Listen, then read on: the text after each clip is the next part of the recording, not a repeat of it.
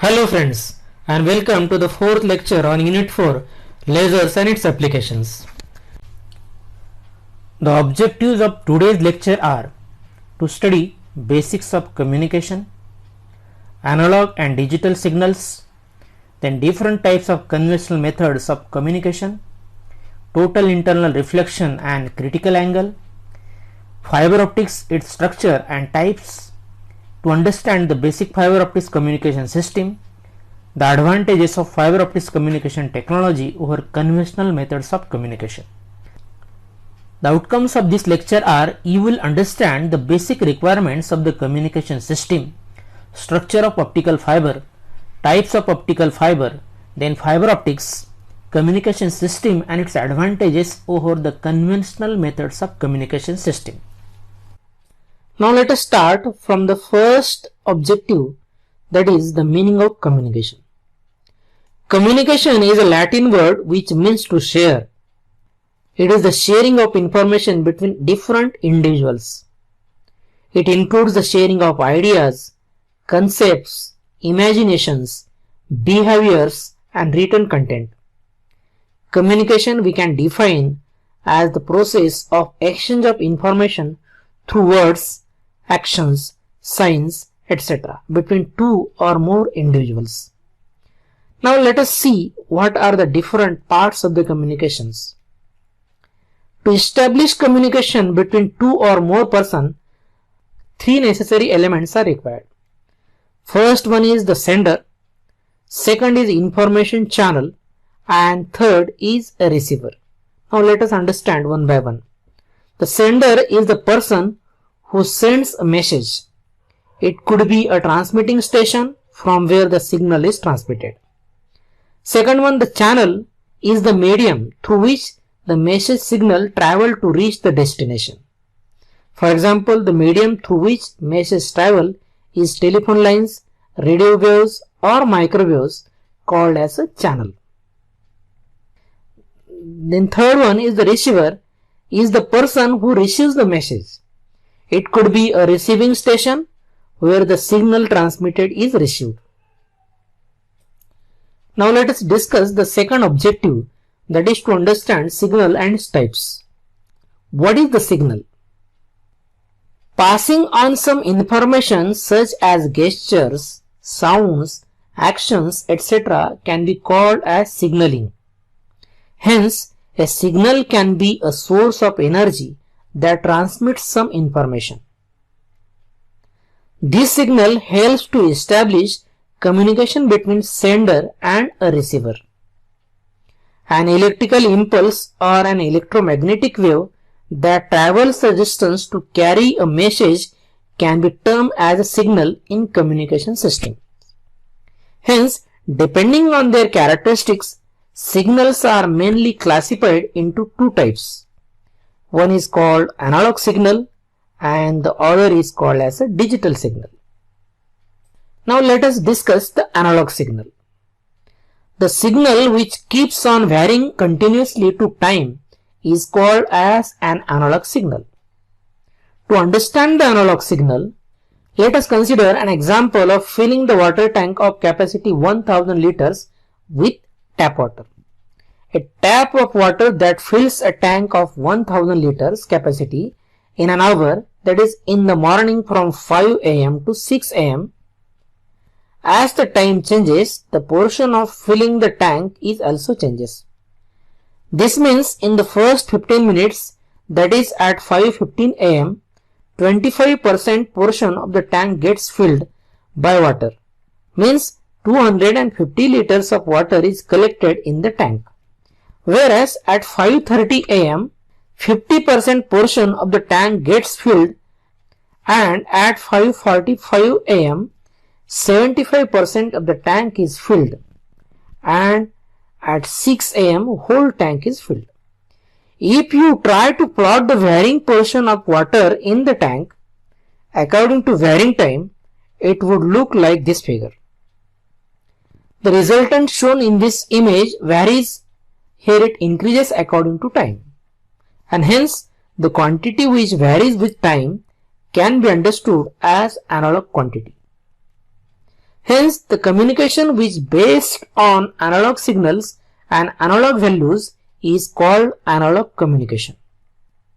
In this sinusoidal waveform, the amplitude, that is voltage on y-axis, increases to time on the x-axis. Hence, it is an analog signal. Now, the next signal to understand is a digital signal. A signal which is discrete or which is non-continuous in form can be called as a digital signal. This signal has individual values denoted separately, which are not based on the previous values. Now let us understand the digital signal by considering a simple example of a classroom having 20 students.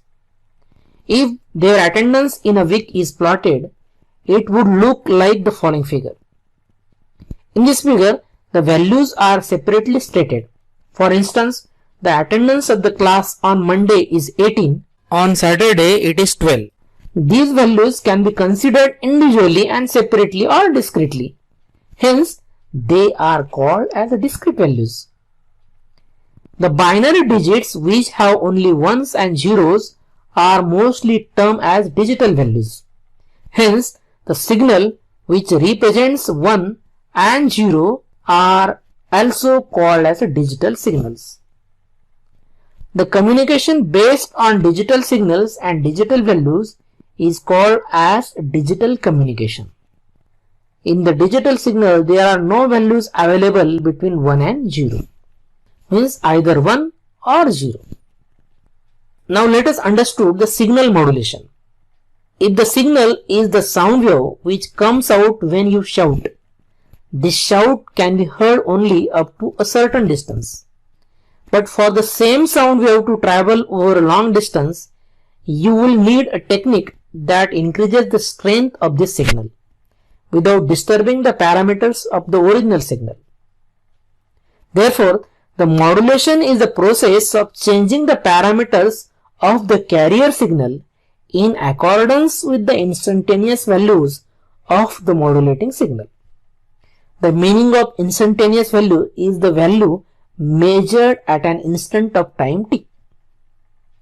Now, then try to understand the need for modulation. The signal which is to be transmitted from one place to another is called a baseband signal. The baseband signals are incompatible for direct transmission.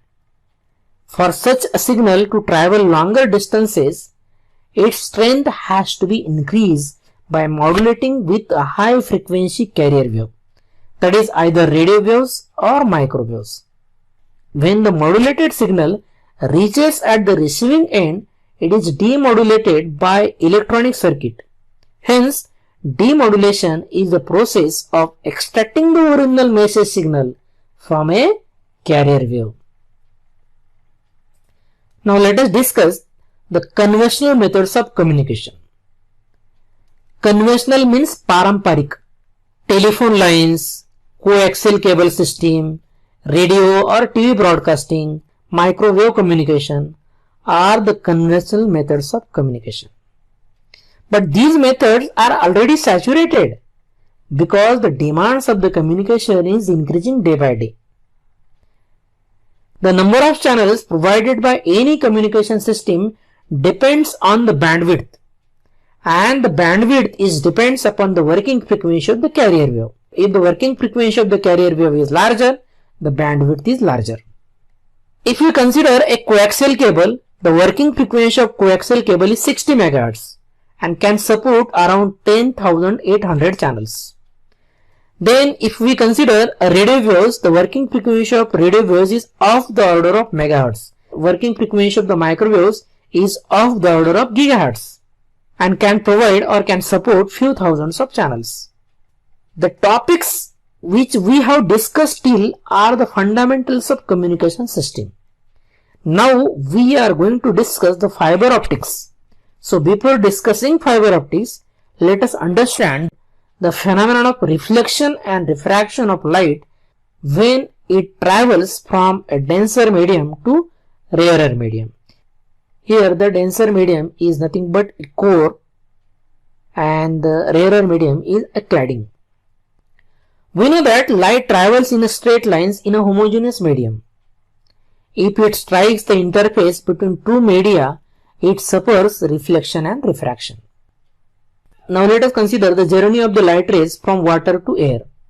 At a steep angle to perpendicular, most of the light traveling through denser medium is refracted into rarer medium, and a small fraction of the incident light is reflected into the same medium. At a critical angle, most of the light will travel along the interface and the remainder is reflected within the first medium. And at shallow angle to perpendicular, that is, if the angle of incidence greater than critical angle, all the light is reflected from the interface and continues its journey wholly within the original medium. This is called total internal reflection. The minimum value of the angle of incidence for total internal reflection to take place is critical angle. Now let us find out the value of the critical angle by Snell's law of refraction. According to Snell's law, the sine of angle of incidence divided by sine of angle of refraction is equal to refractive index of rarer medium divided by refractive index of denser medium. If the angle of incidence is theta and the angle of refraction is r, then we can write this equation as sin theta divided by sin r is equal to n2 divided by n1, where n1 and n2 be the refractive index of water and air respectively, or you can say core and cladding respectively. Means n1 is a refractive index of core and n2 is a refractive index of cladding, where n1 is slightly greater than n2. If the angle of refraction is 90 degree, then the refracted ray travel along the boundary separating two mediums. Then the angle of incidence is called as critical angle. Then let us find out the critical angle. Now sin phi c is equal to sin 90 n2 by n1. Sin 90 is 1, therefore we get n2 by n1. Therefore phi c is equal to, phi c means critical angle, is equal to sin inverse n2 by n1. If the refractive index of core is 1.48 and cladding is 1.44, this means the cladding is a rarer medium and core is a denser medium. Then critical angle is sin inverse 1.44 divided by 1.48 is equal to 76.65 degree. This means if the angle of incidence greater than 76.65 degree, then we get the total internal reflection, and that is the principle of fiber optics communication technology. Now let us discuss the fiber optics and its different types. Fiber optics is the technology related to the transfer of optical energy, means light, through a guided media made of glass above the thickness of human hair by total internal reflection. So the principle of fiber optics communication technology is the total internal reflection. The basic optical fiber is made of glass, consists of a cylindrical central core cladded by a material of slightly lower refractive index. Here we should always remember that the core as well as cladding both are made of glass of different refractive indices, where the refractive index of the cladding is slightly less than the refractive index of core. The cladding helps to keep the light within the core by total internal reflection, as well as it gives the strength to the cable. Now let us discuss the first type of the optical fiber, that is step index fiber. To achieve total internal reflection, if the refractive index change between core and cladding is done in a single step, then such a type of fiber is known as a step index fiber. For example, the refractive index of a core is n1 and the refractive index of the cladding is n2, where n2 is slightly lower than n1. This change in refractive index is done in a single step. This is the index profile of a step index fiber. Here we can see in the core refractive index is n1, and as the core area ends, the refractive index becomes n2 in cladding. There are two types of step index fiber. One is monomode step index fiber and other is called as a multimode step index fiber. Now let us discuss the monomode step index fiber.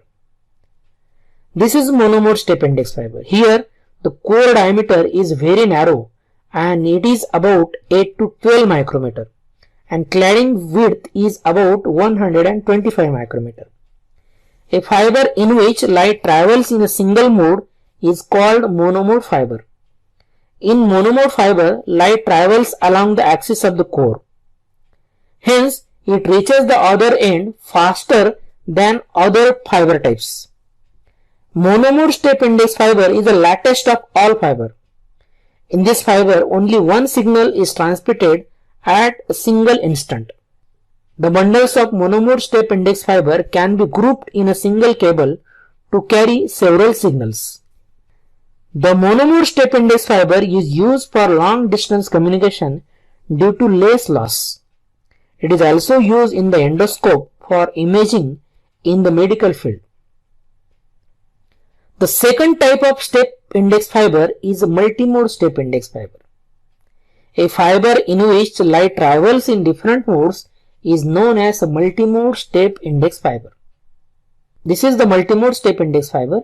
Here the core diameter is wider and it is about 50 to 200 micrometer, and cladding width is about 125 micrometer to 400 micrometer.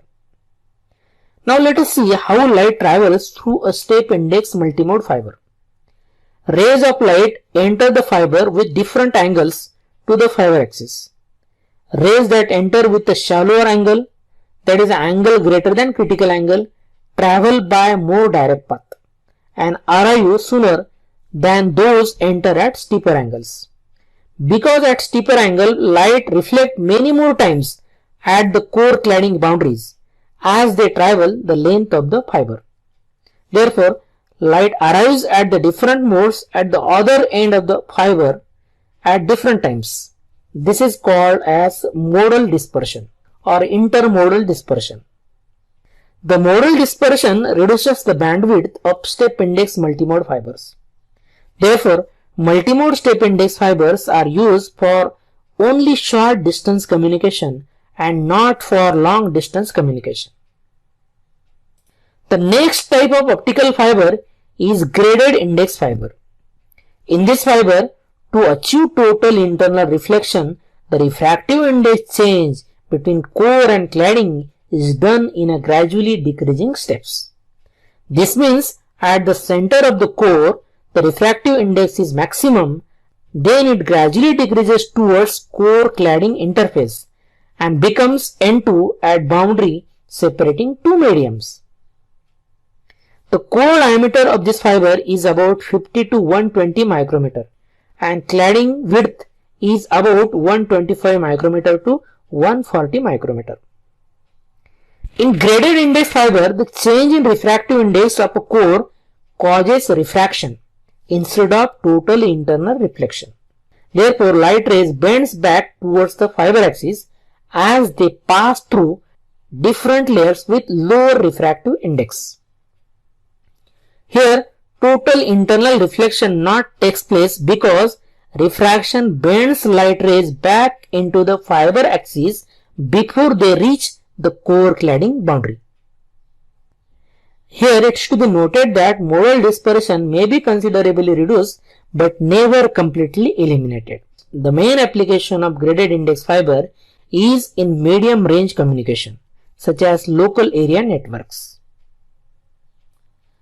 Our next topic for discussion is basic block diagram of optical fiber communication system.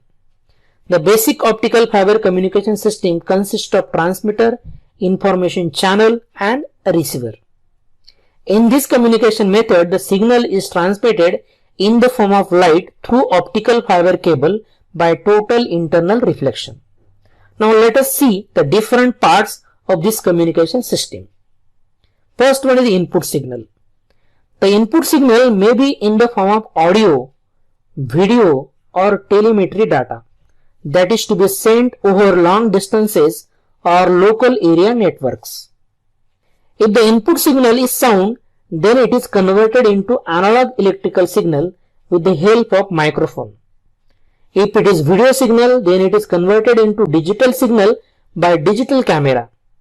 If the input signal is digital, then it is directly given to the transmitter circuit bypassing the analog to digital converter circuit. The device which converts of non-electrical signal into analog electrical signal is called as a transducer.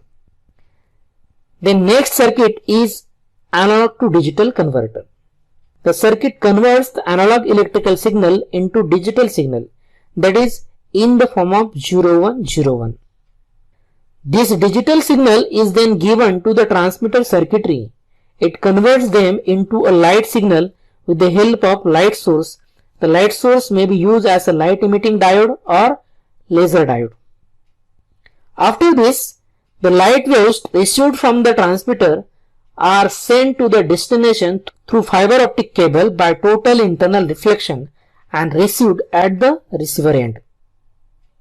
Now on the receiver side, the photodiode, also called the light detector, receives the light waves from the optical fiber cable, amplifies it using the amplifier and converts it into a proper digital signal. This digital signal further converted into an analog signal by digital to analog circuitry. This analog electrical signal is then converted into non-electrical signal, that is sound, by a speaker called as transducer. The last topic of the today's lecture is to see what are the advantages of optical fiber communication system over the conventional communication system. The first advantage is large signal width. The frequency of the light wave used as a carrier is of the order of 10 raised to 15 Hz, and even 1% modulation contains all information. And the bandwidth of the light which is acting as a carrier wave is of the order of 10 raised to 13 Hz per carrier, which can provide 6 millions of channels per carrier. Next advantage is less loss. The transmission through the optical fiber cable is by total internal reflection. Therefore, there is less loss, about 0.2 decibel per kilometer. Therefore, the distance between the two consecutive repeaters can be as large as 250 km. The meaning of repeater word is amplifier. The cable is not affected by electromagnetic or radio frequency field in an atmosphere because it is covered with a cladding. Next one, the fibers are light in weight and occupy less space. The cost of optical fiber cable and its installation is much lower than that of metallic conductors. Here, the metallic conductors may be twisted pairs, copper pairs, as well as coaxial cable. Then fibers are made of glass, hence they are perfect insulators. Also, the signal transmitted is in the form of optical energy, hence there is no danger of sparking due to short circuits. Next one is absence of crosstalk. The light wave is trapped within the fiber, so nothing leaks out during the transmission to interfere with signals in other fibers. This avoids crosstalks. Next one is safety. Optical fibers are much safer than copper cables since no electricity is conducted. Next one is a longer lifetime. The lifespan of optical fibers is expected to be 20 to 30 years in contrast to copper cables which have a lifetime of 12 to 15 years only. Then temperature resistant. Optical fibers are high temperature resistance. Temperature corresponding to 800 degrees Celsius leaves optical fibers unaffected. These fiber cables are not affected even though the temperature reaches up to 800 degrees Celsius. There is less effect of corrosion due to water and chemicals. And last one is easy maintenance. Optical fibers are more reliable and easier to maintain than copper wires. As the fibers do not radiate energy within them, it is difficult for an intruder to detect the signal being transmitted. Thus, the system offers a high degree of privacy and security. This is all about regarding the fiber optics communication technology. Thank you.